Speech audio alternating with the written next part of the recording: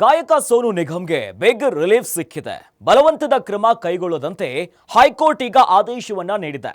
ವಿಚಾರಣೆಗೆ ಸಹಕರಿಸುವಂತೆ ಸೋನು ನಿಗಮ್ಗೆ ಸೂಚನೆಯನ್ನ ಕೊಡಲಾಗಿದೆ.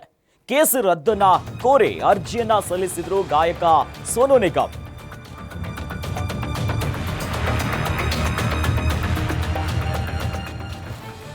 ಬಹಳ ಪ್ರಮುಖವಾಗಿ ಸೋನು ನಿಗಮ್ ಪರ ವಕೀಲ ಧನಂಜಯ್ ವಿದ್ಯಾಪತಿಯವರು ವಾದ ಮಾಡಿದ್ರು.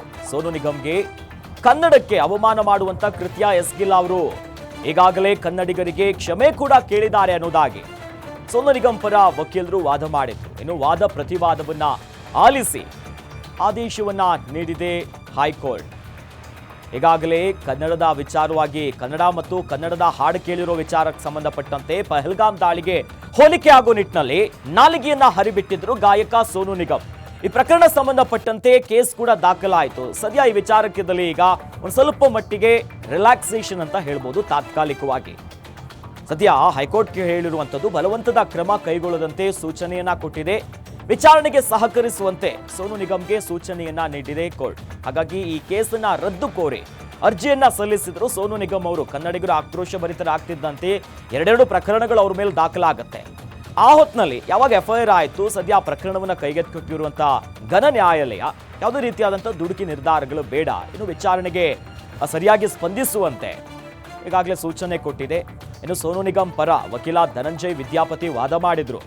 ಸೋನು ನಿಗಮ್ ಕನ್ನಡಕ್ಕೆ ಯಾವುದೇ ರೀತಿಯಾದಂಥ ಅವಮಾನ ಮಾಡುವಂತ ಕೃತ್ಯ ಎಸಗಿಲ್ಲ ಅನ್ನೋದು ಸೋನು ನಿಗಮ್ ಪರ ಇರುವಂತ ವಕೀಲರ ವಾದ.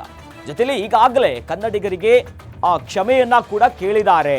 ಅದೇ ರೀತಿಯಾದಂಥ ಏನು ಕ್ಷಮೆ ಕೇಳಬೇಕಿತ್ತು ನಮ್ಮ ಮಾತಿನ ಮೂಲಕವಾಗಿ ಅದನ್ನ ಕೇಳಿದ್ದಾರೆ. ಯಾವುದ್ರ ಮೂಲಕವಾಗಿ ಒಂದು ಇನ್ಸ್ಟಾಗ್ರಾಮಲ್ಲಿ ಪೋಸ್ಟ್ ಹಾಕಿದ್ರು, ಸಾರಿ ಕರ್ನಾಟಕ ಅನ್ನೋದಾಗಿ. ಬಟ್ ವಾದ ಪ್ರತಿವಾದವನ್ನ ಆಲಿಸಿದಂತ ಕೋರ್ಟ್, ಹೈಕೋರ್ಟ್ ಈ ಆದೇಶವನ್ನ ಕೊಟ್ಟಿದೆ.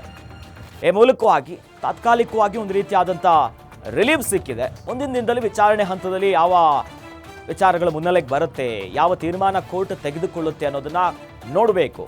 ಸದ್ಯ ಈಗಾಗಲೇ ಕನ್ನಡ ಚಿತ್ರೋದ್ಯಮವೂ ಕೂಡ ಬ್ಯಾನಿನ ಬಿಸಿ, ಅಂದರೆ ಬಹಳ ಸ್ಪಷ್ಟವಾಗಿ ಬ್ಯಾನ್ ಅನ್ನುವಂಥ ಪದ ಬಳಕೆ ಮಾಡಿಲ್ಲ ಅಂದರೂ ಕೂಡ ಮುಂದಿನ ಚಿತ್ರಗಳಲ್ಲಿ ಕರ್ನಾಟಕದಲ್ಲಿ ಅವರ ಕಾನ್ಸರ್ಟ್ ಇರ್ಬೋದು, ಲೈವ್ ಬ್ಯಾಂಡ್ಗಳಿರ್ಬೋದು, ಯಾವುದಕ್ಕೂ ಕೂಡ ಅವಕಾಶ ಕೊಡೋದಿಲ್ಲ ಅನ್ನೋದಾಗಿ ಕನ್ನಡ ಫಿಲ್ಮ್ ಇಂಡಸ್ಟ್ರಿ ಬಹಳ ಪ್ರಮುಖವಾದಂಥ ಸಭೆಯನ್ನ ಮಾಡಿ ಈ ವಿಚಾರವನ್ನ ನಿರ್ಧಾರ ತೆಗೆದುಕೊಂಡಿದ್ರು.